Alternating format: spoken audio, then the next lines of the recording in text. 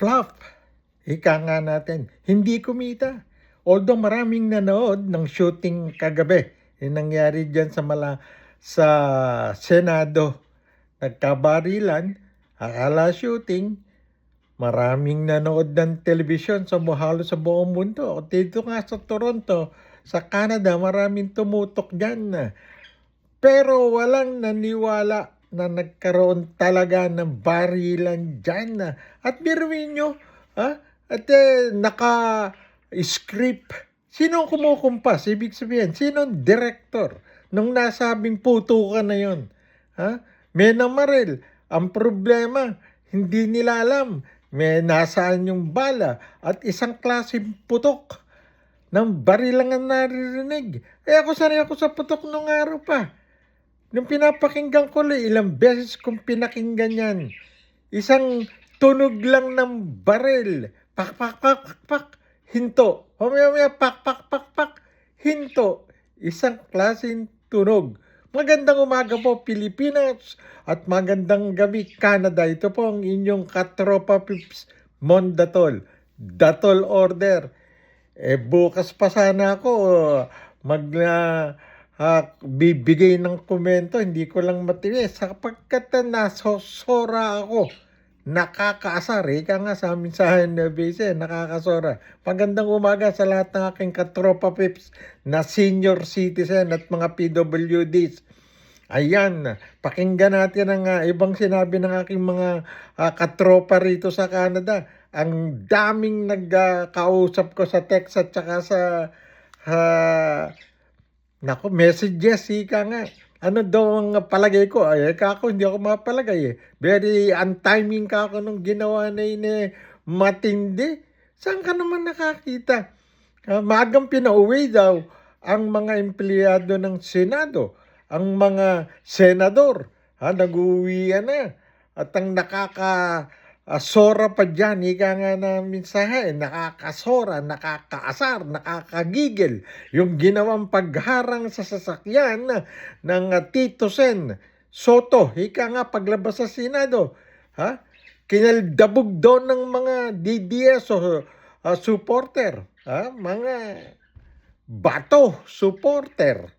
Ang kotse ni Tito Sen, nag-iisa lang yun. Siya nagdadrive din sa sasakyan niya.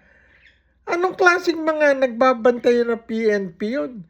Akala ko ba binibigyan proteksyon ng mga senador na gaya ng atas ng Pangulong Presidente?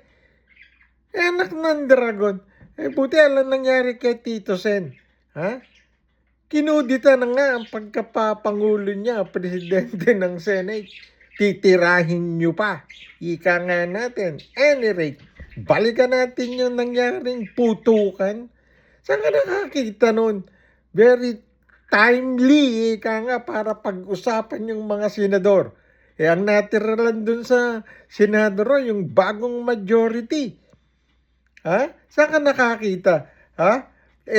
Ang sabi raw nung pinakinggan ko yung mga report ng mga journalist nung nandun. Nakakita sila ng mga unipermado at saka kala mo susugod sa gera, Marines, PNP, yung mga nakadestino ron, yung mga nagbabantay sa Senado at saka member ng OSA, yung Office of the Senate Security People.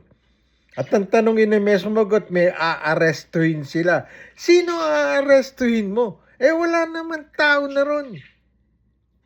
Wala na rong NBI sapagkat nung lumabas, eto po, pakinggan nyo, lumabas ang order ng Supreme Court, walang temporary restraining order, walang TRO na inilabas sa Supreme Court para pigilin yung pag-aresto dito kay Senator Bato. So, nag-meeting sila. Aarestuhin ka dahil walang TRO. Ewan ko kung sino nag-director dyan. Ang alam ko may director dyan si Amy, si Manang Biday. May director yan si Daryl Yap sino pa ang mahadyang may director? Sino may nakakaalam sa pelikula? Meron, si Jinggoy. May artistang magaling sa action yan baka siya nag-direct. Ganito gawin, ganyan, sige. Ha? Sino yung nagpaputok? Dalawa actionista dyan.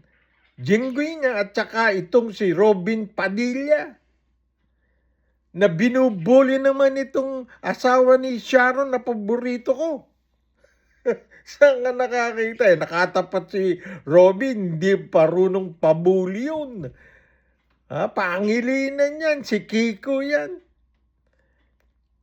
At sige, balikan natin yung kwan. Sa second floor nangyari yun. Nakita ng mga tao, nag-aalisa na sila ba to, ibang kwan, aakyat ng 6th floor yata, basta sa floor, bigla na lang. May pumutok na, sunod-sunod na putok, pinatay ang ilaw. Di takbuhan, gumawa sila ng gulo. Ako, matagal ako reporter sa Pilipinas Nag-cover pa nga ako nung 1987 hanggang 89. Naku, talagang ko, bakbakan taga, kaya lang ko ibang mga putok Yung nasira kong abay si Abay Idel Hipolito, sumalangit ka na abay. Madalas kami mag-practice shooting nung araw sa bakuran nila. Sa Rivera Crossing. Kaya alam kong tunog ng mga 45 ng mga mahahaba. Anak ng dragon. Kaya ayun na nangyari. Nung malaman siguro ng grupo, ito dapat akong sasabihin, hindi ako naniniwalang may barilan dyan. Sabi nga ng Pangulong Marcos, bigla na lang siyang in-interview. Lumabas, siyempre, the president, i-blame na naman sa kanya. Siya ang may gawa yan. Ganyan naman ang trabaho ng mga DDS Lahat ng mangyayaring kapalpakan sa Pilipinas. Lintik yung kapatid niya, anak ng dragon. Kapatid mo, pinagkanulo mo. Dalawa nga sabi kong Judas basahin niyo po yung column ko. Nalalabas dyan sa Philippine News Today ng Vancouver. Yung pag-aari ng aking kumaring at kumparing Ray Portales at sumaring Sally. Hanyan, lalabas mo sinama ko doon. Talagang ganyan Pero yung gumawa ka ng mga kababalaghan, magdidirect ka, maraming nanood, of course. Senado, inatake raw, binaril. Pero moro-moro Marami nagsasabi na rin sa akin, para totoo yan. Sabi ko, ano tingin nyo? Hindi kami naniniwala. Unang-una, sa dami ng putok, sa dami ng tao, ni walang nabalitang ni daplisan man lamang. O yung unang, siyempre, may mga mag-iimbestiga, may nakuha bang mga basyo ng baril? Wala. May nakita bang mga butas ng dingding? Hindi alam. May naririnig daw parang binabarena, baka binarena yung butas ng dingding. Sabihin tama ng baril.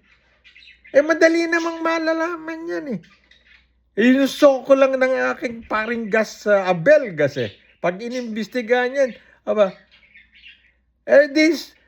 lahat ng nandong humawak ng baril, patingnan kung nagpaputok ng baril. Kung sino ang nagpaputok, yun. At ang balita ko ito sa isang kaibigan kong nandyan.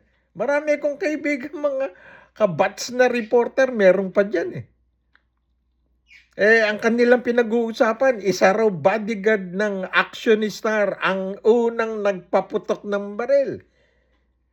Posible ka, paring mo, nagbukas ng bintana, doon na lang nagpaputok.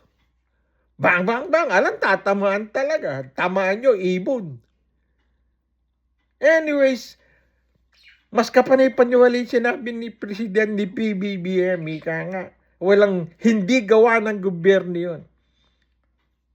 Ang sabi ng NBI, si Director, sabi niya, walang NBI Director. Yun ang pinapalabas mismo ng mga majority. At saan ka nakakita? Nagbarilan, nagputukan halos lahat ng majority senador naka-livestream. Anak ng dragon. May puso pa silang mga kababayan, inaatake kami. O saka itong isang senadora, yung Pia Cayetano, kapatid ni Peter, ni Alan Peter. Ang tinatawagan si yung NBI director. Wala naman din yung NBI eh. Tapos hihinga mong tulong. Alam mo namang walang... Ito naman si Amy, manang biday ilukat, isara ka na. Anak ng dragon. Traidorin mo, kapatid mo. Anak ng dragon, hinga nga natin. Ewan ko.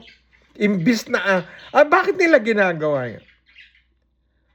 Kukuha ng awa sapagkat ang Supreme Court hindi nagbola, hindi nagdabas ng tiyaro, kailangan kumuha sila ng simpatya ng tao.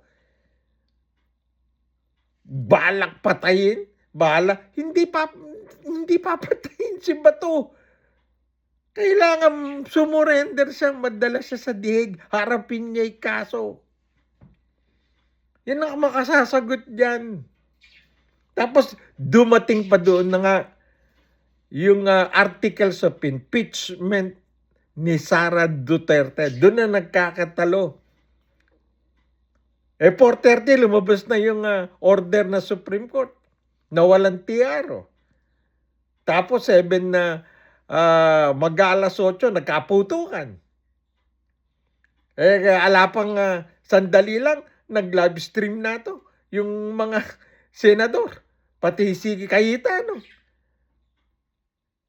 May lakas kayo ng tapang o kapal ng mukha na kayo ay magla-live stream pa. Gagaling naman nyo. Ngayon, sino yung kumukumpa? Sino yung director? Ako, dalawa lang naman ang titingnan ko. Si Jenggoy at saka si Robin Padilla. Saan ka nakakita tapos na iputukan eh? Simple lang lumalakad si Robin Padilla doon. Si Bato, naglalakad din.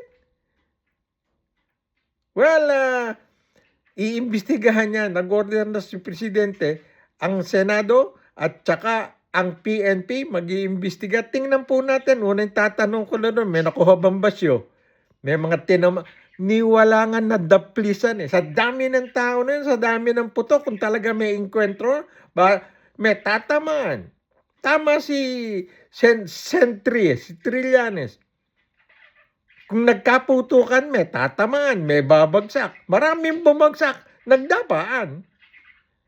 Wala silang narinig, syung, yung mga hangin ng bala, wala eh. Putok lang. Tapos alam pinalapit, pinatay ang ilaw. Anyway, lalabas po ang totoo dyan. Basta ako, sinasabi ko lang, personal ko to, ewan ko sa aking mga kung buhay lang yung aking mga best friends sa Pilipinas eh. Sila Abay Emmy Yambao, sila Abay Pidel eh. Anyway, sila Monching Perez, mga kadikit natin, alam namin yung mga ginagawa namin. Anyways, ito po inyong kaibigan Mon Datol Order. Ayan. Sana pakilike nyo. Iko natin yan. Share and subscribe para marami makalam. Ako, ang masasabi ko, plop. Ika nga, maraming nanood, hindi kumita. Kasi hindi katotohanan. Walang katotohanan ginawang putukan na yun. Mahina ang director. Magandang gabi po, Canada. Magandang umaga, Pilipinas.